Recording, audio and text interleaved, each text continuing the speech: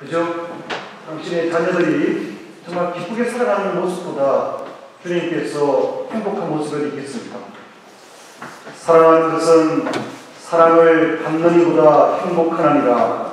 오늘도 나는 에메랄드빛 하늘이 환히 내다보는 우체국 청문 앞에 와서 너에게 편지를 쓴다.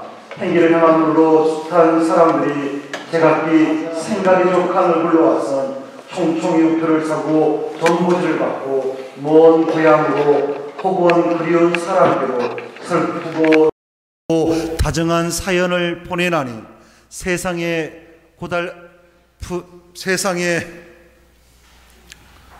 고달픈 바람결에 시달리고 나부끼어 더욱더 어지삼고 피어 헝클어진 인정의 꽃밭에서 너와 나의 애틋한 연분도 한망울 연연한 진홍빛 양귀비 꽃인지도 모르니라. 사랑하는 것은 사랑을 받는 이보다 행복하나니라. 그리우니여 그러면 안녕. 설령 이것이 이 세상 마지막 인사가 될지라도 사랑하였으므로 진정 나는 행복하였네라. 저는 이 시가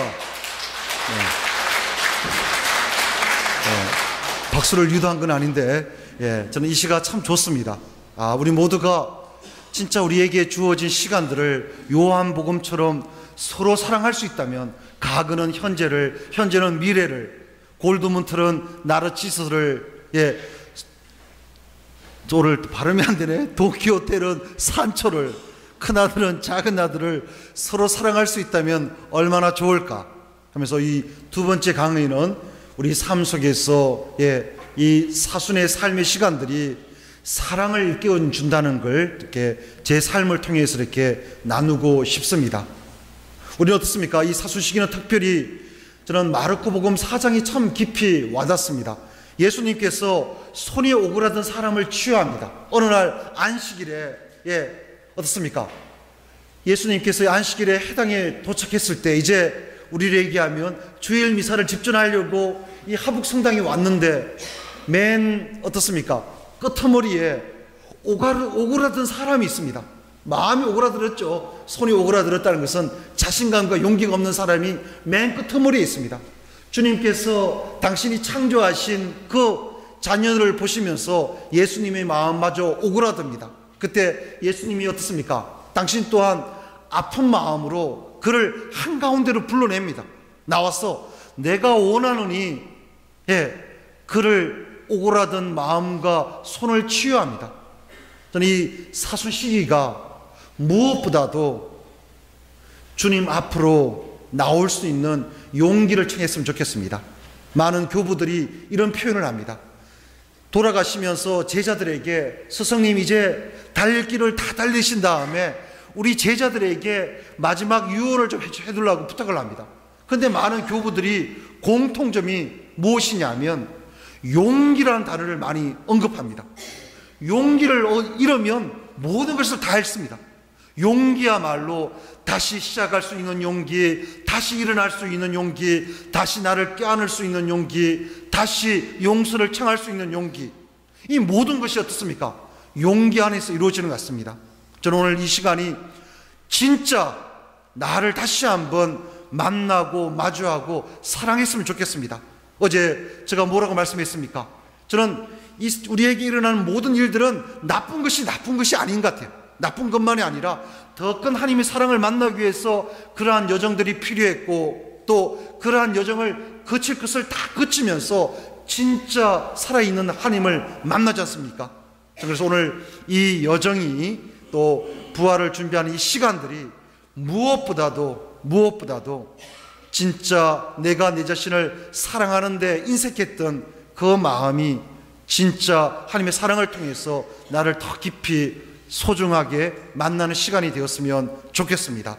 저는 부활을 준비하면서 또 신앙의 여정을 걸으면서 제게 주신 가장 큰 하나님의 선물은 놀랍게도 제가 얼마나 소중한 존재인지를 깨닫게 만든 것 같아요. 우리가 살아가면서 사랑이란 말은 참 수없이 되뇌이지만 우리 존재를 사랑하기가 참으로 힘이 든 것 같아요. 이 사순시기 십자가는 우리들에게 우리 자신을 어떻게 사랑해야 될지를 일깨워줍니다. 그게 뭡니까? 저는 창세기 1장에 하나님의 모상대로 창조되었다는 그 기절이 참 깊이 마음을 울리더라고요. 저 또한 제 아버지의 상처를 벗어나기 위해서 참 많이 몸부림쳤습니다. 제 아버지가 어제 함께 나누었지만 알코올 의존자셨는데 동네 사람들에게, 친척들에게 손가락질 받는 아버지를 바라보면서 제 마음에 울려 퍼진 것이 뭐냐면 낮은 자존감과 열등감과 피해의식과 수치감이었습니다. 제 존재까지도 인정하지 못하는 거예요. 두려움 때문에. 그런데 어느 날 묵상을 하면서 깨닫게 되었던 것이 뭐냐면, 놀랍게도 제가 하나님으로부터 출발하고 하나님을 닮았다는 그 모상이라는 단어, 이마고 데이라는 그 단어가 굉장히 깊이 마음을 울리더라고요.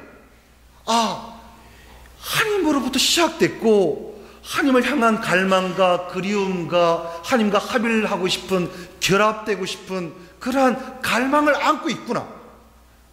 전 그때부터 제 삶의 변화가 시작되었습니다. 그게 뭐냐면 우선순위였습니다. 모든 것의 우선순위는 하나님과 나와의 관계인데, 우리는 이 관계가 허물어지다 보니까 인간과 인간의 관계도 지속적이고 또 정말 성숙을 향해서 서로에게 선물이 되지 못한다는 것을 깨닫게 되었습니다. 저는 야곱의 우물가에 선 사마리아 여인의 이야기, 요한복음 4장이 참 깊이 마음을 울립니다. 한 여인, 우리와 똑같은 한 사람입니다. 이 여인이 여전히 어떻습니까?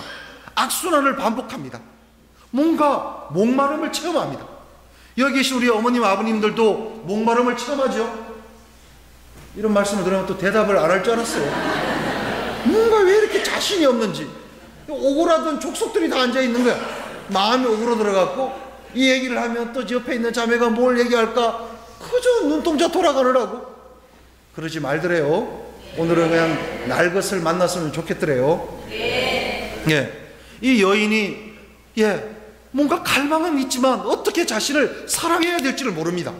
그래서 이 여인이 여전히 어떻습니까? 인간이 만든, 제도가 만든 간섭의 굴레 속에서 매일 야곱의 우물가에 가서 인간의 목마름을 채워줄 거라는 그 얄팍한 기대감을 안고 갑니다.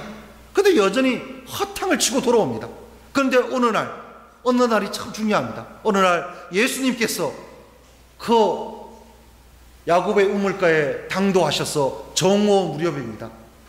해가 중천에 떠 있을 때 정오 무렵에 예수님께서 그 야곱의 우물가에 당도하신 다음에 어떻습니까? 먼저 말을 건넵니다. 여인아, 내게 물을 다오 얘기합니다. 삶에 저는 요한복음이나 여타복음이 우리에게 주는 가장 큰 신비는 뭡니까? 주도권입니다. 이니셔티브가 우리에게 있는 것이 아니라 하나님에게 있다는 걸 깨워줍니다. 생명을 주신 분도 하나님이고, 우리가 두려움을 느끼는 것은 무엇입니까? 나라는 존재가 있다고 착각하는 거죠. 처음도 하나님이고 마지막도 하나님입니다. 내게 물을 다오 얘기합니다. 그러니까 이 여인이 우리처럼 어떻습니까? 당신은 유다인 남정네, 나는 사마리아 여인인데 어찌 이방인 여인에게 물을 청합니까? 얘기합니다. 그러니까 예수님이 뚱단지 같은 소리를 합니다. 물을 청하는 사람이 누군지를 알았더라면 너가 먼저 내게 물을 청했을 거라고. 물 이야기를 하다가 갑자기 삼다수로 돌았습니다. 사람이죠. 너는 남편이 6이 있었지만 5이 있었지만 지금 살고 있는 논팽이도 진짜 네 남편이 아니라고 얘기합니다. 그러니까 이 여인이 당신은 예언자시구냐 하면서 깜짝 놀랍니다. 그건 무엇을 얘기합니까? 이 여인에게 말씀하고 싶었던 것은 삶의 우선순위, 이 사순시리를 통해서 꼭 정립해야 될 것은 놀랍게도 하나님과 나와의 관계입니다. 이 관계가 제대로 정립되지 못했기 때문입니다. 그걸 저는 다른 말로 표현하면 뭐냐면, 십자가를 통해서 우리에게 일깨워주는 것은 뭐냐면 존재 정립입니다. 내가 어떤 존재인지를 알지 못하기 때문에 끊임없이 헤매는 겁니다. 어둠을 향해서 또 악순환을 반복하고, 우리 인간의 깊이 들어가 있는 본능이 뭡니까? 제 멋대로 살고 싶은 본능이잖아요. 그죠? 내 멋대로 살고 싶은데 이게 내 멋대로 살지 못하잖아요. 이 제 멋대로 살고 싶은 본능을 정화시키는 것이 저는 십자가로 생각합니다. 그때 이 여인이 깨닫게 됩니다. 이제는 인간 안의 기대감을 이라는 두레박을 내려놓고 마을로 달려갑니다. 이제 진짜 내가 누군지를 깨달았고 내가 맺어야 될 가장 우선적인 관계가 하나님이라는 것을 만나게 됩니다. 그때 그 여인은 달라지죠.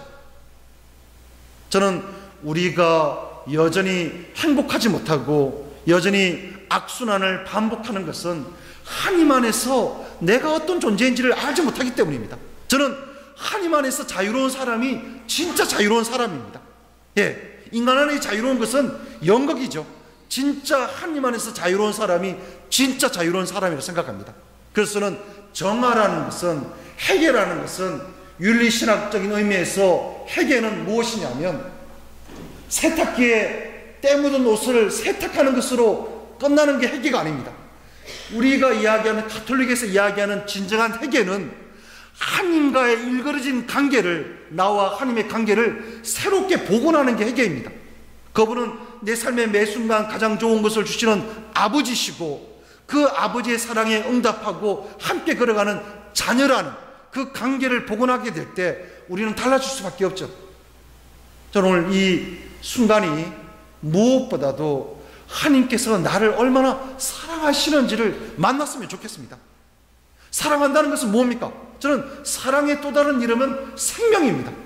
생명을 주셨다는 거. 우리가 무엇인데 아침에 일어나면 심장이 벌컥벌컥 뛰고, 예, 우리가 무엇인데 맛있는 피자를 먹고, 우리가 무엇인데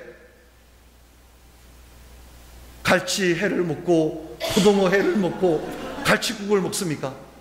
우리가 무엇인데? 예, 저는 바로 이 십자가, 부활을 준비하는 십자가는 우리들에게 나란 존재가 하나님을 벗어나 살 수 없다는 것, 예, 그리고 하나님의 사랑받는 자녀라는 것을 다시 한번 만나게 합니다. 그리고 뭡니까? 저는 이 십자가야말로 하나님 앞에 겸손하게 무릎을 꿇게 만드는 놀라운 선물입니다. 예, 겸손함을 알게 될 때 용서도 마찬가지입니다. 저는 용서의 또 다른 이름이 어제는 죽음이라 그랬습니다. 내가 죽지 못하기 때문에 용서할 수 없다는 것. 예수님은 당신의 죽음을 통해서 용서를 일깨워주셨습니다. 자아의 죽음을 통해서. 저는 용서의 또 다른 이름은 겸손이라 생각합니다. 내가 작은 존재이고 비천한 존재인 것을 깨닫게 되면, 겸손한 존재임을 깨닫게 되면, 사랑의 빚진 자라는 것을 깨닫게 되면 우리의 삶은 달라질 겁니다. 저는 그래서 이 십자가를 바라보면서 비참함에 대해서 새롭게 묵상하게 됩니다. 비참함. 한 인간이 진짜 하나님을 만난다는 것은 많은 성인 성녀들의 전기를 통해서 깨닫게 되는 것이 뭐냐면 모두가 비참함을 맛봅니다. 하나님을 떠나 살았던 비참함, 그 비참함을 통해서 어떻습니까? 진짜 기쁨으로 나가더라고요. 저는 비참함이 은총입니다. 이 비참함이야말로 십자가에 좌절하고 절망하고 실패하는 그 모습이 놀랍게도 진정한 삶을 일깨워주는 선물입니다. 저는 그래서 신학교 때 참 놀랐던 것이 구원의 이스라엘의 역사를 공부하면서, 이거는 꼭 기억했으면 좋겠습니다. 이스라엘의 역사를 공부하면서 참으로 놀랐던 것이 뭐냐면 구원의 영역은 죽음도 구원의 영역이고 멸망도 죽음의 영역, 아니 구원의 영역입니다. 이 선택받았다는 선민의식을 가졌던 이스라엘이 멸망합니다. 우리의 생각을 뛰어넘어서 이끌어갑니다. 그 어마어마하신 하나님의 사랑을 우리는 다시 한번 우리의 아둔한 생각 속에 가두어두는 것이 아니라 우리 생각을 뛰어넘어서 이끌어 가시는 그분을 만났으면 좋겠습니다. 맞나요? 그래서 마르코 복음의 16장 참 좋아합니다. 그 제자들이 그 고통의 십자가를 지난 다음에 어떻습니까? 낙심하고 절망한 마음으로 예수님의 무덤가에 갑니다. 가서 보게 되니 어떻습니까? 이미 바위돌은 굴러져 있습니다. 저는 이미라는 단어가 너무 좋습니다. already, 이미 벌써 바위돌은 굴러져 있고 예수님은 온데간데 없습니다. 예, 우리가 생각 속으로 가두어두었던 바위돌은 우리 생각 속에 있는 거죠. 그분은 이미 어떻습니까? 우리 생각을 뛰어넘습니다. 그리고 요한복음 어떻습니까? 요한복음 20장인가요? 가니까 그 막달라 지방 마리아가 예수님을 너무나 잘 알잖아요. 그죠? 이제 예수님의 얼굴에 점이 어디 있고 바람이 불면 머릿결이 어디로 휘날리는 것조차 알았을 막달라 마리아가 예수님을 알아보지 못합니다. 맨 처음에는 정원주기로 알았다가 천사로 알았다가 마리아의 하는 그 음성을 듣고 라쁘니 하고 응답하잖아요. 그건 뭡니까? 저는 부활은 내가 보고 싶은 모습만 보는 것이 아니라, 저는 이 목련을 갖고 참 많이 묵상해 봤습니다. 부활을 이렇게 설명하는 게 참 좋을 것 같아요. 우리는 어떻습니까? 똑같은 목련나무인데 그 하얀 목련이 허드레지게 핀 것만 부활이라 생각합니다. 예, 이 앙상한 가지도 목련이고 이제 하얀 목련이 다 뚝뚝 떨어진다, 그 연두빛 새싹을 움트게 만드는 것도 똑같은 목련인데, 우리의 이 생각은 하얀 목련이 만개했을 모습만 목련이라 생각합니다. 알아보지 못하죠. 여전히 가장 가까이 있음에도 불구하고 우리는 이 고정관념과 편견 때문에 진짜 살아있는 예수님을 알아보지 못하는 것 같습니다. 맞나요? 예. 저 그래서 부활을 준비하면서 저는 그 고백이 참 제 고백이처럼 가슴 뭉클하게 다가옵니다. 부활하신 예수님께서 그 제자들이 낙심해서 밤중에 거물을 던지잖아요. 그죠? 그러면서 먼저 다가가서 물어봅니다. 얘들아, 무엇을 좀 잡았느냐 하니까, 예, 이 제자들이 진짜 비참한 고백을 주님께 내어드립니다. 주님, 사제로 살았지만, 수도자로 살았지만, 세례는 일찍 받았지만 아무것도 한 마리도 못 잡았습니다. 따라해 보시기 바랍니다. 한 마리도 못 잡았습니다. 한 마리도 못 잡았습니다. 이 정직한 고백이 참 나오기 힘듭니다. 제자들은 그 정직한 고백을 주님께 내어드렸을 때 주님께서 그때 어떻습니까?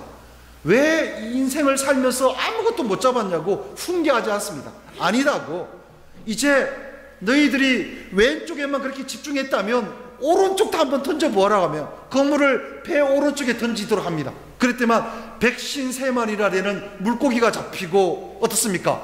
베드로는 예수님이시구나 하면서 삶이라는 강물에 뛰어들고, 그리고 무테스는 그 김이 모락모락 나고 말랑말랑한 빵이 준비되어 있고 생선이 이미 구워져 있습니다. 무테는 그 숯불, 뭐라고요? 숲을 따라해야 됩니다. 저는 이 따라하는 게 좋아요. 함께 하는 게. 저는 어제도 말씀드렸다시피 오늘은 제가 가르치는 존재가 아닙니다. 어제도 그렇고 오늘도 가르치러 온 것이 아니라 나누러 왔어요. 나누러. 그죠? 제가 뭘 알겠어요. 이 젊은 놈이 우리 어머님 아버님보다 뭘 잘 알겠습니까? 나누려고 온 겁니다. 네. 빨간 숯불이 피어오른다. 저는 그 숯불을 묵상할 때마다 야, 이거였구나. 왜 우리는 이 숯불을 없다고 생각했을까? 그 예수님의 마음이 숯불처럼 우리 마음을 좀 울립니다. 바람이 샥 불면 그 없다, 꺼져 있다 생각하지만 그 열기로 청어를 굽고 갈치를 굽는, 고등어를 굽는 그 숯불의 마음이 예수님의 마음입니다. 이미 우리의 생각을 앞질러서 준비해 놓으셨는데, 우리 인생의 전반전이 고렇다고 후반전 연장전까지 고른 것이 아니라 이미 주님께서 준비해 놓으셨는데 우리는 그걸 믿지 못합니다. 저는 이 사순 시기는 끝까지 신뢰하는 법을 배우는 겁니다. 우리 생각을 뛰어넘어서 가장 좋은 것을 준비해 놓으셨는데 우리는 그 하나님을 자꾸 우리 생각 속에 가두어두려 하고 이것은 아니라고 단지하고 판단합니다.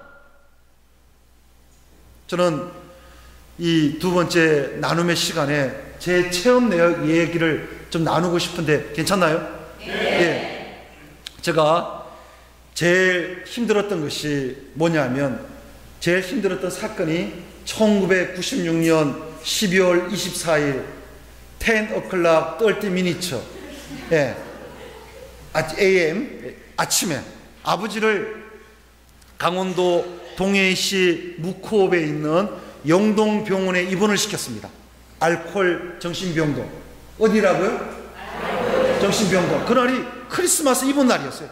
다들 기뻐하는데 이 한 사람은 그 아버지의 문제의 골몰에서 아버지를 죄인이 될 각오로 알코올 정신병동에 아버지를 입원시켰어요. 그때 아버지는 나가면 죽여버린다고 그러더라고요. 그러다 보니까 참 그 캐롤송이 참 진짜 화가 나더라고요. 나는 이렇게 미쳐 죽겠는데 무슨 인간들이 이렇게 좋다고 시덕거릴까? 그 심리학을 공부하다 보니까 우울증에 있는 사람에게 즐거운 음악을 틀어주고 신나는 음악을 틀어주면 이게 동떨어진 감정이기 때문에 별 효과를 못 거두는데, 아픈 사람은 아픈 사람에 맞는 또 슬픔의 수위에 맞는 음악이 도리어 치유력이 있고 파급 효과가 있지, 너무 생뚱맞고 동떨어진 음악은 그렇게 효과를 못 거둔다 하더라고요. 예. 그래서 그날 24일 날 아버지를 입원시키고 나오니까 이가 참 사람이 참 주님은 진짜 보면 비참함을, 그때는 참 그게 지금은 웃음이 나오지만 그때는 좀 비참함이었습니다.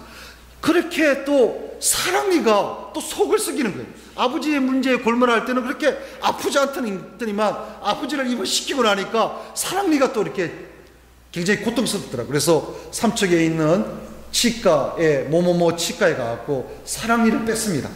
그리고 며칠 동안 아버지 문제 때 골몰하다 보니까 아무것도 먹지를 못한 거예요. 그래서 삼척 도립병원 앞에서 분식점에 가갖고 된장찌개를 시켰습니다. 뭘 시켰다고요? 네, 된장찌개를 시켰습니다. 된장찌개를 시켜갖고, 그래도 어머니는 삼척 도립병원에 아버지에게 맞아서 입원해 계시기 때문에 그래도 좀 뭔가 기운을 차려서 어머니에게 용기를 북돋아 줘야 된다고 그런 사명감 때문에 이제 된장찌개를 한술 떨려고 스푼을 들었더니만 그 순간 목에 넘어가지 못하는 거예요. 갑자기 어떤 생각이 치밀어 오냐면, 왜 나는 이 된장찌개 하나에도 자유롭지 못할까? 신학교를 갈 때도 그렇고, 뭐 독서직을 받을 때도 그렇고, 뭔가 시종직을 받을 때도 그렇고, 우리 어머니가 아버지와 함께한 저는 추억이 없습니다. 아버지께서 술독에 빠져 계시고 어머니는 병원에 입원해 계시니까, 그러다 보니까 참 제 삶이 진짜 비참해지고 욥처럼 예레미야처럼 울부짖게 되더라고요. 주님 왜 저를 탄생시켰습니까? 차라리 지워졌더라면 얼마나 좋았을까요? 하면서 화가 나는 거예요. 울분이 토해지더라고요. 그래서 그 호박 된장찌개를 앞에 두고 꺼역꺼역 울었습니다. 어떻게 울었다고요? 울다 보니까 눈물과 콧물이 범벅이 되니까 그 삼척 도립병원 앞에 있는 분식점 사장님이 이제 값을, 된장찌개를 안 먹었지만 값을 지불하려고 돈을 꺼냈더니만 그 사장님이 받지를 않더라고요. 얼마나 이 젊은 놈이 얼마나 아팠으면 된장찌개 앞에 두고 저렇게 한 모금도 처먹지 못하고 나갈까 하니까, 그때 지금도 그 외상값을 갚지 못했네요. 네, 외상값이지. 그래서 이제 그때 한술도 뜨지 못하고 이제 삼척 도립병원 치료실에 어머니께서 입원해 계셨어요. 예, 그래서 어머니 병실에 들어가고 어머니에게 들어가 또 대못을 쾅쾅 박았습니다.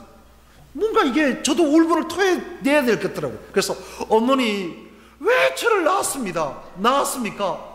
뭐 어머니는 맷집 자랑하시냐고, 왜 그렇게 이렇게 궁상맞게 사냐고 하면서 그동안 제 안에 있는 울분들을 다 어머니한테 쏟아냈습니다. 그랬더니 이 어머니께서 눈물을 뚝뚝뚝 떨어뜨리고 이 눈동자가 시퍼런 눈동자에서 눈물이 뚝뚝 떨어지면서 한 말씀 하시더라고요. 제 손을 잡으시더니만, 상우야, 이 엄마가 엄마 값을 하지 못해 미안하다. 그러나 이 엄마도 네 아버지인데 사랑받고 싶은 한 사람이지 않겠냐 하면서 어머니께서 당신이 체험한 이야기를 들려주더라고요. 과거의 어느 날 원데이, 어느 날 어머니께서 한의의 신비 4단을 묵상하시다가 마리아께서 예수님을 성전에 바치심을 묵상하시다가 어머니께서 그렇게 자저러지게 울었대요. 그게 뭐냐면 어머니의 제1순위는 언제나 저였대요. 예, 제가 성수의 길을 가니까 끝까지 정말 완주하기를 바라면서 기도하셨던 어머니께서 어느 날 마리아께서 예수님을 성전에 바치심을 묵상하시다가 내가 껴안아야 될 것이 한상우라는 아들만이 아니라 제 아버지 한병수 씨, 제 아버지가 한병수 씨입니다. 한병수 씨를 당신의 남편이 아니라, 제 아버지가 아니라 저의 형으로 받아들이게 되더래요. 예수님처럼. 그러니까 평화가 오더래요. 아버지를 이제 당신의 남편이 아니라 당신이 끌어안아야 될 정말 큰 아들로 받아들이니까 평화가 오더래요. 그때 그 어머니께서 십자가를 인정하는 것이 평화라는 것을 체험했다 이야기하더라고요. 우리가 평화를 체험하지 못하는 것은, 주님께서 뭡니까? 부활하신 다음에 야 평화로우냐 물어보잖아요. 평화를 빈다 얘기하면서 평화를 이야기합니다. 십자가를 배제한 평화는 가짜 평화 같습니다. 그때 그 어머니가 아버지를 받아들이기까지, 아버지를 큰 아들로 받아들이기까지의 그 여정이 일순간에 이렇게 마음에 꽂히면서 참 어머니와 뜨거운 눈물을 흘렸던 기억이 납니다. 그때 제가 그 사건을 바라보면서 이렇게 깨달은 것이 뭐냐면, 참 하나님께서 하시는 일은 안 되는 것이 없더라고요. 어떤 사람은 아버지를 아버지라 부르지 못해서 한이 박힌 인간인데, 저는 아버지를 형이라 부를 수 있는 은총을, 하나님께서 진짜 하시는 일은 불가능이 없다는 것을 깨닫게 되었습니다. 그랬던 장소가 강원도 동해시 묵호읍에 있는 영동병원이었습니다. 그래서 저는 그 장소가, 끝내 아버지는 술을 끊지 못하고 사시다가 나와서 이렇게 당뇨 합병증으로 돌아가셨습니다. 돌아가셨는데, 주님께서는 그 장소를 그냥 가그의 아픈 장소로 지나치지 않게 하더라고요. 저는 항상 고향을 갈 때는 열차를 많이 이용했습니다. 왜냐? 그 터미널 동해 쪽을 지나다 보면 아버지에 대한 아픈 기억들이 아직도 아물지 않았기 때문에, 사람이 상처를 받으면 몸이 먼저 기억하는 것 같아요. 멀쩡하던 배가 꼭 동해 영동병원을 지나가다 보면 배가 아프기 시작하는 거예요. 참 이게 몸이 먼저 기억한다는 게 신비롭습니다. 그래서 이제 서품을 받고 제가 이렇게 소임을 받았던 곳이 어디냐면, 강원도 홍천군 남면 신대일리 1454번지 1통 4번이었어요. 그래서 저희 수도에는 서품을 받으면 6개월 동안 이렇게 사목의 해라고 해갖고 본당에 이렇게 파견됩니다. 제가 그래서 갔던 곳이, 홍천은 춘천교구 관할구역이기 때문에 진부에 있는 오대산을 좋아해갖고 진부 성당을 갔어요. 진부 아시죠? 월정사에 있는 진부 성당 옆에 있는 진부 성당을 가갖고 열심히 성탄과 부활을 기쁘게 지내고 엠마오를 떠나려 하는데, 갑자기 전화 한 통을 받았습니다. 강원도 동해시 묵호 동호동 232번지 묵호 천주교회 모모모 다니엘 신부님께서 전화를 하신 거예요. 신부님, 제가 그때는 서울 성모병원이 아니라 강남 성모병원이었죠. 이 허리 디스크가 도져서 성모병원에서 허리 수술을 받아야 되는데, 신부님께서 좀 와서 본당 신부 대행을 좀 했으면 좋겠다는 거예요. 아무 딴 신부님들 부탁했는데도 다들 이제 사순이 끝나고 부활을 맞아갖고 뭐 여행도 가고 성지순례를 간다고 부탁할 분이 없다는 거예요. 그때 제가 참 용기가 필요했습니다. 그 아픔의 현장을 또 가야 되는가. 1996년 97년 12월 24일 10 o'clock 30 minutes 10시 반 그 추억으로 다시 가야 되는가. 그래서 주님께 기도를 했습니다. 했더니만 정말 그 사마리아 여인의 그 착한 사마리아 사람의 비유 이야기, 너도 가서 그렇게 하여라. 그 쓰러진 강도에 맞아서 쓰러진 이웃을 포도주와 기름으로 소독하고 붕대에 감고, 그리고 나귀까지 태워서 여관까지 데려가서 간호하고 간호를 부탁하는 그 너도 가서 그렇게 하여라는 그 말씀이 참 용기를 얻어서 갔습니다. 강원도 동해시 묵호 동호동 232번지. 왜 제가 이 주소까지 언급하냐 하면, 이게 리얼리티가 중요하더라고요. 그 삶의 현장에 생생히 그 마치 고등어가 갈치가 꼬리 지렁이를 휘두르면서 생생하게 살아있는 삶의 현장을 우리가 바라보지 못하는 거예요. 여전히 죽어있는 예수를 만나는 것 같더라고요. 그분은 이미 나와 함께 현존해 계시는데, 살아 계시는데. 그래서 가서 제가 참 여기 오기를 주저했다고. 왜냐하면 제 역사 안에서 가장 아팠던 곳이 영동 하스피탈인데 너무나 오기를 주저했는데 용기를 내어 왔다고. 그리고 제가 어떤 여정을 거쳤고 또 강원도 삼척에 있는 어머니가 어떤 아픔이 있는지를 신자분들에게 나누었습니다. 나눴더니만 며칠 후, 뭐라고요? 네, 며칠 후 뭐뭐뭐 자매님께서 오셔갖고 제 손을 잡으시더니만, 신부님 너무 강론 잘 들었는데 신부님 아버지와 제 남편이 똑같은 분이라고. 신부님이 좀 제 남편을 한 번만 좀 만나달라는 거예요. 그래서 자매님, 진심으로 아직 저는 내공이 깊은 인간이 아니라 또 아버지와 레콘실리에이션, 화해가 이루어지지 않은 인간이라고. 다음 기회, next time I will go to 영동 hospital, I am so sorry 했더니만 그 자매님께서 only one time 하는 거예요. 오직 한 번만 죽은 사람 소원도 들어주는데 산 사람 소원이야 하고 용기를 내어 갔습니다. 갔더니만 그때 그 97년도의 기억이, 몸이 기억을 하고 있더라고요. 수희 아저씨가, 그냥 수희 아저씨는 당신의 역할에 충실했는데 마치 저를 비웃기는 하듯, 멸시하듯, 조롱하듯, 무시하는 듯한 눈동자를 가졌다고 스스로가 그런 프로그램을 짜고 있고 간호사를 바라봤는데, 그런 진짜 두렵고 떨리는 마음으로 로만 칼라를 하고 이제는 성직자가 되어서 갔더니만 그분들이 저를 알아보지 못하더라고요. 그래서 제가 말씀을 안 했습니다. 강원도 삼척시 원더급 월천 1, 2, 3반 312번지 한병수 씨의 둘째 아들이라고 말씀을 안 했어요. 그리고 가서 그 영동병원 면회실에서 그 형제님을 만났습니다. 만났더니만 이 젊은 인간이 뭐 판에 박힌 인간을 말을 하러 왔겠구나 하면서 굉장히 저를 뭐랄까요, 정말 반감어린 마음으로 저를 맞이하더라고요. 그래서 그의 표정에 아랑곳하지 않고 제가 저와 저희 어머니 또 저희 누이들이 어떻게 살아왔는지를 조목조목 구체적으로 디테일하게 그 형제님에게 말씀을 들려줬어요. 그랬더니 어떻습니까? 참 그때 파격적인 하나의 사건을 만났습니다. 어떻게 부끄러웠던 제 기억을, 가글을 꺼냈을 뿐인데 이 형제님이 반감어린 모습으로 저를 대했던 형제님이 눈에서 닭똥 같은 눈물이 고이면서 눈물을 뚝뚝뚝 떨어뜨리는 거예요. 그때는 전 정말 놀랐습니다.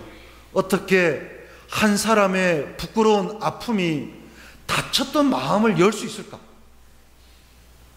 저는 밀과 가라지의 비유 이야기 보십시오. 뽑지 마라 하잖아요. 우리가 보기에는 가라지인데 나중에 보면 우리를 살게 만드는 밀이 될 수 있다는 겁니다. 아픔을 유로하고 있더라고요. 우리 예수님이 십자가 여정을 거치지 않으면, 화려한 왕관을 뒤집어 쓰고 있으면 절대로 예수님 안에서 우리는 유로와 평화를 얻지 못합니다. 그러면서 그때 제가 느꼈던 것이 뭐냐면 인생의 새로운 축을 만나게 되더라고요. 영광과 기쁨이라는 축도 있지만 고통과 어쩔 수 없는 아픔과 한계력, 허기짐이라는 축도 축복이고恩宠이라는 생각이 들더라고요. 그래서 이제 형제님에게 용기를 주고, 제 아버지는 그렇게 살았지만 형제님은 그렇게 사시면 안 된다고 하면서 용기를 주고 나왔습니다. 나왔더니만 며칠 후 그 자매님이 또다시 제 왼손을 잡더니만, 왼손을 잡더니만, 신부님, 그 인간이, 누구 말도 안 듣던 그 인간이 신부님 말씀을 듣고 이제 단주 모임을 나가려고 한다고 굉장히 고마움을 표현하더라고요. 그래서 너무나 기뻤습니다. 그랬더니만 또 이게 어떻습니까? 어느 날 또 B라는 자매님이 찾아왔습니다. 신부님, A 자매님 남편은 만나주고 왜 저 아들은 안 만나줍니까? 두 번이 세 번 되고 세 번이 네 번 되면서 그때 제가 강렬한 체험을 하나 했습니다. 갈레아, 거기서 너는 다시 나를 보게 될 것이다. 저의 갈레아가 가장 인정하기 쉽지 않았던 강원도 동해시 묵호 영동 병원이 될 줄은 진짜 몰랐습니다. 하나님께서는 이미 이 십자가의 아픔을 통해서, 십자가의 아픔이 아픔으로 끝난다면 이거는 진짜 고통이죠. 근데 이 아픔이 아픔으로 끝나는 것이 아니라 누군가를 살리고 또 누군가를 어루만지고 보다듬고 거듭나게 만들 수 있는 놀라운 생명의 힘으로 변화되더라고요. 저는 그때 아하, 왜 제 인생에서 이 진짜 그러한 간략, 일렁거리고 출렁거리고 수치감으로 가득 찼던 영동병원을 주셨을까? 그런 놀랍게도 제 삶의 성숙과 제 삶의 새로운 성장의 디딤돌이 되더라고요. 저는 그때 아들의 입장이었는데 주님께서 바라시는 것은 아들로 머물러 있는 것이 아니라 아버지와 똑같은 아픔을 겪고 있는 사람들에게 희망과 또 기쁨을 나눌 수 있도록 그러한 누구도 비교되지 못하는 정말 유니크한 고유한 역사를 주셨구나 생각하니까 그렇게 부끄럽고 수치스럽고 감추고 싶었던 역사가 새롭게 살아나더라고요. 저는 믿습니다. 버릴 것은 아무것도 없다는 것 아닌가요? 예, 저는 그래서 그 거룩한 변모 이야기를 묵상할 때마다 거룩한 변모 이야기는 외형적인 변화가 아닙니다. 키에르케고르라는 철학자가 이런 말을 합니다. 어떤 말을 하냐면 신랄하게 그리스도교를 비판합니다. 어느 날 어떤 비유를 통해서 비판하냐면 어떤 사람이 산적한 빨랫감을 갖고 하북 세탁소를 찾습니다. 어떤 세탁소를 찾는다고요? 예, 하북 세탁소를 찾아요. 산적한 빨랫감을 갖고 하북 세탁소를 찾다 보니까 하북 세탁소라는 간판을 보게 됩니다.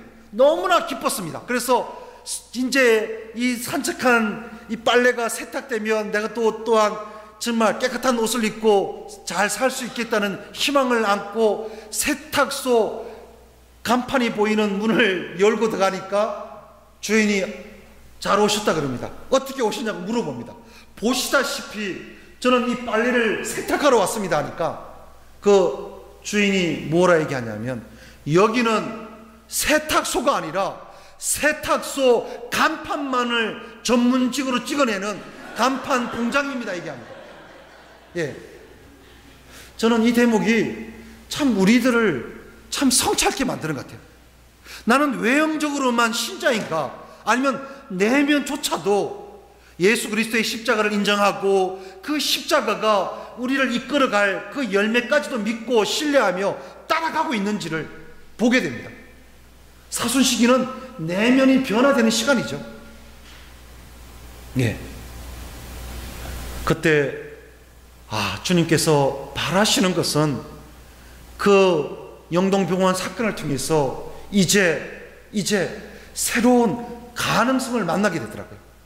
이제는 도망치는 한 영혼이 아니라 그 아픔조차도 나누고 기뻐해야 될 존재라는 것을 그때 주님께서는 제게 이렇게 일깨움을 주었던 것 같습니다. 저는 그게 십자가를 통한 부활이라 생각합니다. 부활은, 우리가 믿는 부활은 이 껍데기가 소생되는 게 아닙니다. 내가 여전히 화해하지 못하고 여전히 미워하는 인간이 다시 살아나든 우리는 어떻게 말합니까? 저 인간 또 살아났구나. 아이고 내 팔자야. 아닐 겁니다. 이건 부활이 아닐 겁니다. 진짜 부활은 무엇입니까? 그 내 마음이 인색하고 여전히 자신을 사랑하지 못하고 긍정했던 내 마음, 오고라던 내 마음이 예수님을 통해서 새롭게 내 역사를 사랑하게 되고 내 삶의 뿌리조차도 이게 얼마나 큰 선물인지를 감사하게 되는 것, 그게 진정한 역사라고 생각합니다. 제가 믿는 진리, 어제도 말씀드렸다시피 제가 믿는 진리는 진리가 너희를 자유롭게 하리라. 제가 믿는 진리는 감사입니다. 내가 내 과거를 감사할 수 있다면 우리 삶은 달라질 겁니다. 아닌가요? 예. 그래서 저는 그때 그 생생한 체험들이 참 깊이 와닿습니다. 저는 그게 제 삶의 부활 사건이라 생각합니다. 그래서 어떤 빛깔도 정말 희고 눈부신 그 마전장이도 따라올 수 없는 희고 눈부신 거룩한 변모 이야기는 놀랍게도 외형적인 것이 변화되는 이야기가 아닙니다. 내면입니다. 행주 보십시오. 행주 보십시오. 저는 행주의 마음이 거룩한 변모 이야기를 가장 잘 표현하고 있다 생각합니다. 그 행주, 자신은 닳고 닳더라도 싱크대와 주방에 그 닳고 닳고 헐거워지더라도 깨끗이 하는 그 행주의 마음, 어머니의 마음이, 예수님의 마음이 이미 부활입니다. 아닌가요? 제가 어느 날 강원도 행계에 동창 신부가 있었습니다. 동창이 이제 발목이 부러지는 바람에 거기서 제가 성주간을 이렇게 성주간 내내 거기서 보냈습니다. 보내고 이제 정말 성삼일도 기쁘게 보내고 예수부활 대축일 미사도 기쁘게 함있고, 이제 그쪽에는 또 감자떡이 또 유명하더라고요. 감자떡을 얻어갖고 이제 올라오다 보니까 수도원에 도착하니까 부활이라고 이 11시 미사를 다 하고 오후는 다 외출을 다 했더라고요. 뭘 다 했다고요? 외출을 아우팅을 했더라고요. 외출을 다 해갖고, 그래서 이제 차가 많이 막혀갖고 허기진 배를 채우려고 라면을 끓여 먹었습니다. 라면을 끓여갖고 이제 면발을 건져 올리고 보니까 이제 국물이 탐스럽게 놓여 있더라고요. 그래서 국물을 그냥 먹는 것보다 밥에 말아 먹어야겠지 하고 전기밥솥 갔더니만 이 전기밥솥 스위치가 오프에 와 있는 거예요. 꺼져 있는 거예요. 밥이 식어져 있더라고요. 그래서 이런 사발놈들, 불을 또 꺼놓고 나갔네 하면서 그 순간 그 좋았던 기분이, 그래서 이제 국물에 말아서 맛있게 먹은 다음에 이제 행주를 갖고 식탁을 닦으려고 행주를 들었는데, 제 손에 잡힌 행주가 어떤 행주냐면 구멍이 덤성덤성 나 있고 닳고 따른 헐고 행주가 눈에 잡히면서 이 집게 손가락이 행주 구멍 사이로 쑥 들어가는 거예요. 그때 제가 베드로, 그 예수님이 뭐라 합니까? 토마에게 너 손가락으로 이 구멍 뚫린 손바닥에 넣어보라 얘기하잖아요. 보고야 믿느냐 말씀하잖아요. 그래서 저는 그 토마 사도의 마음으로 행주 구멍 사이로 수도원 주방을 한번 봤어요. 보니까 새롭게 보이더라고요. 왜 나는 이걸 몰랐을까? 왜 아버지의 그 외형적인 술 문제만 급급했지, 아버지가 한 가장으로 정말 고뇌하고 또 아버지가 갖고 있는 장점도 또 좋은 점도 많았음에도 불구하고 여전히 아버지는 발본 세고내야 될, 뿌리째 뽑아 흔들어 버려야 될 존재로만 생각했을까 하니까 그때 이 순간 돌아가신 아버지의 마음이 고스란히 와 있더라고요. 저는 오늘 이 사순 시기가 우리의 마음이 다시 한번 예수님이 겉으로 정말 우리에게 주리하셨던 그 사랑의 마음을 만났으면 좋겠습니다. 이 자비를 뜻하는 미세르 꼬르디아라는 자비라는 뜻은 뭐냐면, 오온을 들어가 보니까 이 산모가 아기를 잉태하면 어떻습니까? 이 아기 또한 엄마의 심장 박동 소리를 공유하게 된대요. 그 심장 박동 소리를 잊지 않고 기억한다는 겁니다. 생명과 직결되는 단어가 자비더라고요. 자비. 저는 우리 삶의 생명의 영역이 좀 더 이 사순 시기를 통해서 지평이 확장되었으면 좋겠습니다. 생명은 쓰라림도 부대낌도 나부낌도 고통도 아픔도 좌절도 실패를 또 모두가 은총이구나. 저를 한번 따라해 보시기 바랍니다. 주님, 실패를 통해서 찬미 받으소서.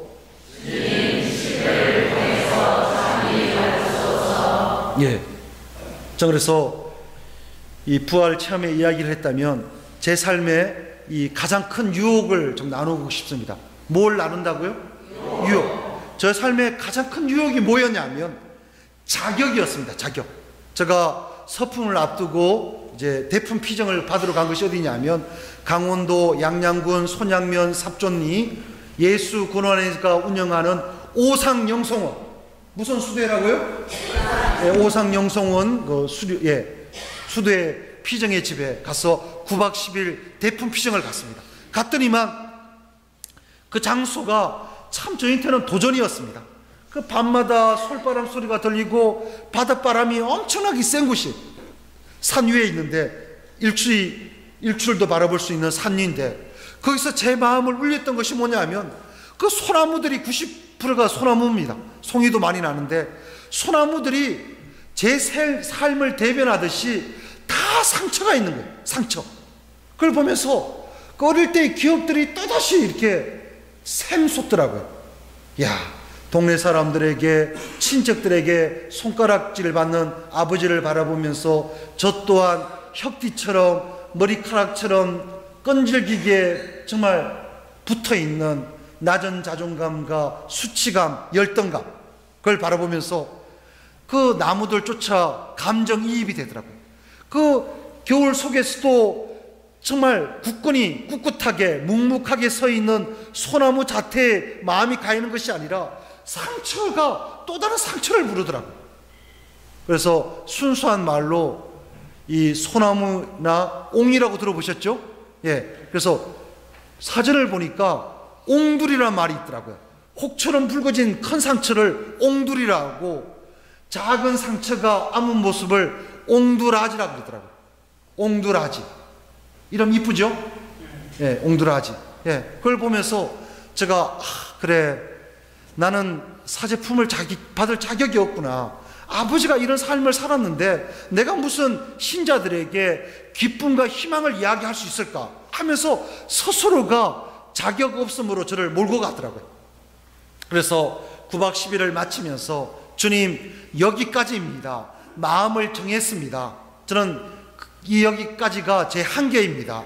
나가겠습니다 라는 마음을 정하고 이제 산을 내려왔습니다. 내려오는데 수사님이 태워준다는 것도 만류하고 산을 쫙 새벽에 내려오는데 그 전날에 비가 왔습니다. 뭐가 왔다고요? 비가 왔어요. 비가. 이 또한 지나가리라처럼 전날에는 비가 왔는데 그 다음날은 어김없이 동해바다에서 해가 떠오르더라고요. 근데 해가 떠오르는데 그냥 떠오르는 것이 아니라 그 동해바다에 이따만한 해가 그 물기를 머금고 있는 옹두리와 옹두라지, 옹이, 솔방울에도 솔잎에도 맺혀져 있는 물방울에 햇빛이 쫙 나고 투영되니까 모두가 반짝반짝 어떻게 해요? 반짝반짝 빛나는 거예요. 그걸 보면서 야, 그 순간 마음이 열리더라고요. 마음이 열리면서 바위돌이 굴러지듯이 마음이 열리면서 그때 제 입을 통해서 어떤 고백이 울려 퍼지더라고요. 주님, 제 아버지의 상처를 통해서 참미 받으소서 하면서 왜 이걸 몰랐을까? 이 십자가가 이야기하는 것은 뭡니까? 고통조차도 소유하지 않고 하나님께 내어드릴 때는 부활이 되고 기쁨이 되고 원총이 되는데, 우리 인간의 가장 치명적인 죄스러움은 뭡니까? 소유하려 됩니다. 소유입니다. 소유. 소유하지 않을 때 모든 것은 축복이 되더라고요. 그때 그 순간 그 아버지가 있었기 때문에 대관령을 넘어서 신학교를 갔고, 그 아버지가 있었기 때문에 제주 하북성당에도 올 수 있었고, 그 아버지가 있었기 때문에 하나님의 아버지가 얼마나 좋으신 분지를 깨닫게 되었다는 거예요.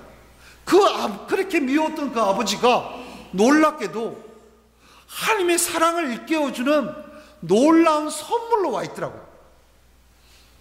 저는 믿습니다. 진짜 하나님께서는 최악을 최상으로 변화시키는 유일한 분이랍니다.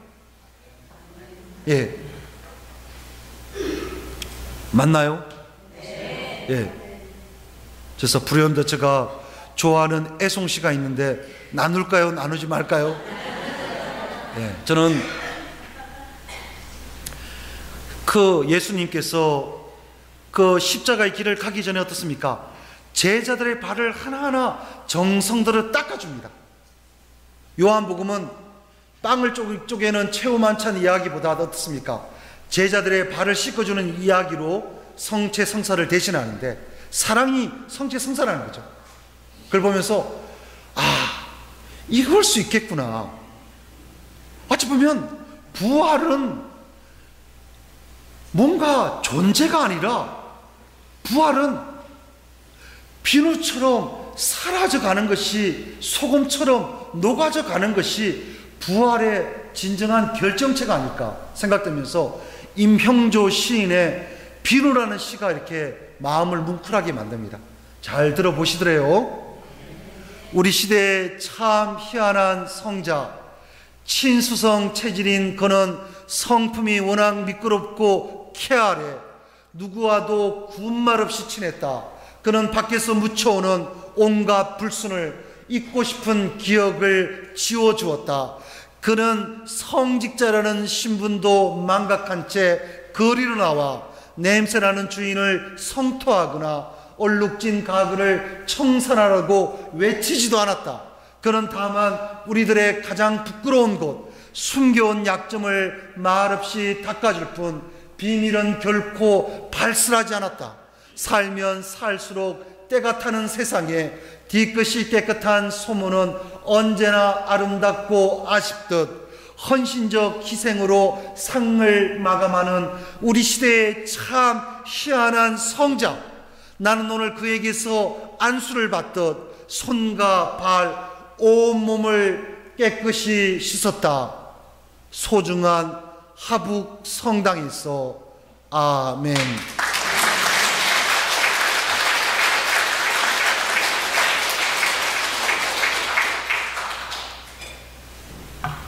예, 이제 저는 이 사순 시기가 사순의 삶의 여정이 무언지를 이제 이야기하는지를 십자가를 통해서 이렇게 아주 조금 깨닫게 된 것이 뭐냐면, 그럼에도 불구하고 우리 존재가 얼마나 소중한지를 만났으면 좋겠습니다.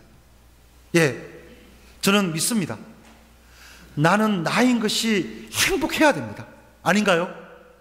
예, 저 그래서 십자가를 대신할 수 있는 또 다른 이름을 제가 정했습니다. 그게 뭐냐면 꽃받침입니다. 꽃받침 이론. 예, 큰 꽃잎, 작은 꽃잎, 홀쭉한 꽃잎, 길쭉한 꽃잎을 한데 어울려서 꽃이 되게 만드는 것이 뭡니까? 꽃받침입니다. 꽃잎도 중요하지만 꽃잎을 끌어모으는 꽃받침이 있어야지 꽃이 떨어져 나가지 않습니다. 꽃잎을 다 하나씩 떼갖고 분석해 보십시오. 꽃은 꽃으로 존재하지 않습니다. 십자가는 내 삶에 일어난 모든 것들을 끌어안고 받아들이는 겁니다. 저는 믿음이라는 것은 십자가처럼 모으는 거라고 생각합니다. 예, 내게 흩어진 많은 구설들도 깨게 될 때 얼마나 큰 보석이 됩니까? 저는 그래서 바로 우리에게 하나님께서는 우리 삶 역사 안에서 말씀하고자 하는 것은 무엇보다도 저는 요한복음에서 해답을 찾았으면 좋겠습니다. 저는 서로 사랑하는 것이라는 것, 그죠?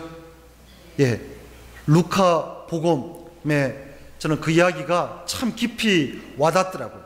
엠마오 이야기에 낙심한 제자들이 엠마오를 향해 가잖아요, 그죠? 그때 예수님께서 똑같이 먼저 우리에게 다가옵니다. 무엇 때문에 이렇게 낙심한 채 걸어가냐 하니까 요 근래에 일어난 일을 당신만 모르지 삼척 동자도 다 안다고 예수님께서 돌아가시다고 얘기합니다. 그때 왜 너희들은 이렇게 굼뜨고 아둔하나 얘기합니다. 사람의 아들이 정말 순환을 통해서만 하나님의 영광을 드러낸다는 것을 왜 믿지 못하냐 얘기하며 갑자기 장면이 바꿉니다. 어떻습니까? 이제 날도 저물었으니까 이제 우리와 함께 묵어 가십시오 얘기하면서 제자들이 예수님을 여인숙으로 초대합니다. 하숙집으로 여인숙으로 초대하잖아요, 그죠? 근데 그 이스라엘의 전통 안에서, 유대인들 전통 안에서 초대한 사람이 이 주도권을 갖고 있대요. 초대한 사람이 빵을 쪼개서 아유 손님 드십시오 하고 주는데 거기는 역전됩니다. 역전돼. 도리어 초대받은 손님으로 오신 예수님이 빵을 쪼개서 제자들에게 줍니다. 이게 저는 우리 삶이 십자가와 부활이 이야기하는 가장 중요한 거라고 생각합니다. 주체가 놀랍게도 우리가 아니라는 겁니다. 주도권이 우리가 아니라 예수님에게 있다는 겁니다. 우리에게 필요하셨기 때문에 그러한 십자가가 있고 그러한 여정이 있다는 것을 우리가 깊이 성찰하게 된다면 삶을 새롭게 보게 될 것 같아요. 맞나요? 예. 저 그래서 어제 오늘 이제 너무 또 강의가 길면 지치시니까 저는 어제 오늘 통해서 이렇게 꼭 다시 한번 우리 삶 속에 다짐하고 만나야 될 것은 자신의 삶을 살았으면 좋겠습니다. 예. 나의 삶. 그건 누구도 아닌 나의 삶을 걸어갈 수 있다면 우리 삶은 얼마나 기쁘고 또 눈부시고 찬란하겠습니까? 바로 저는 이 십자가를 통해서 정말 믿습니다. 예. 동서남북. 예. 동서남북. 나침반 같아요. 우리 삶의 좌표를 이야기하는 것 같습니다. 모든 십자가는 떠나도 끝까지 나와 함께 할 것은 십자가입니다. 십자가는 하나님에게서 우리를 떨어뜨리지 않게 만드는 유일한 생명의 탯줄이라고 표현하고 싶습니다. 신앙은 그래서 신경 안정제가 아니라 생명의 탯줄이라는 것. 우리의 길을 가라고, 누구의 길이 아니라 우리의 고유한 길을 가라고 고유한 십자가를 주셨습니다. 그래서 저마다 십자가를 지고 나를 따르라 그러잖아요. 그죠? 예.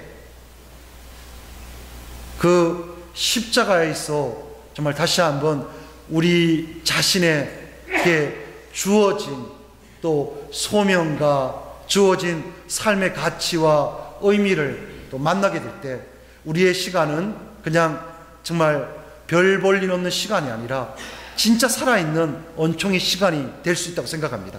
그리고 어느 날 제가 아버지가 돌아가신 다음에 사제품을 받고 본당에서 첫 미사를 하고 제 고향집에 이제 본당 신부님께 허락을 득해서 제 고향집에 어머니와 매형과 누이들을 하고 같이 이제 미사를 집진한 적이 있었습니다. 미사를 이렇게 드리는데 가족들이 정말 눈물바다가 됐습니다. 왜 눈물바다가 됐냐면 강원도 삼척시 원더급 월천 1, 2가 고추장이 이 유리병이 깨어져 갖고 고추장과 김치 조각이 나뒹굴던 그 삶의 현장이 미사를 거행할 수 있는 은총의 장소로 변화 있는 그 모습을 바라보면서 정말 하나님께서 하시는 일은 안 되는 것이 없다는 것을 깨달았습니다.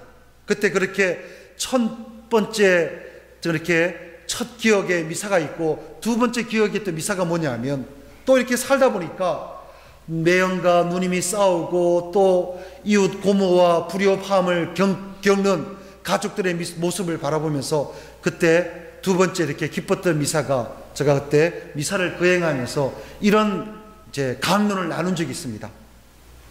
우리는 참 복된 존재다라는 거. 왜 복된 존재냐 하면 살아있기 때문에 싸우고 찢고 볶을 시숙도 있고 동서도 있고 형제도 있고 자매도 있는 겁니다. 죽어 있다면 싸우고 찢고 볶을 사람이 없습니다. 아닌가요? 생생한 살아있는 징표는 십자가입니다. 내가 살아있기 때문에 아플 수도 있고 괴로워할 수도 있다는 겁니다. 살아있음이 더 중심이 될 수 있다면 우리가 생을 바라보는 시각들이 달라질 겁니다. 살아있기 때문에 미워할 수 있는 인간도 있는 거예요. 감정이 없네.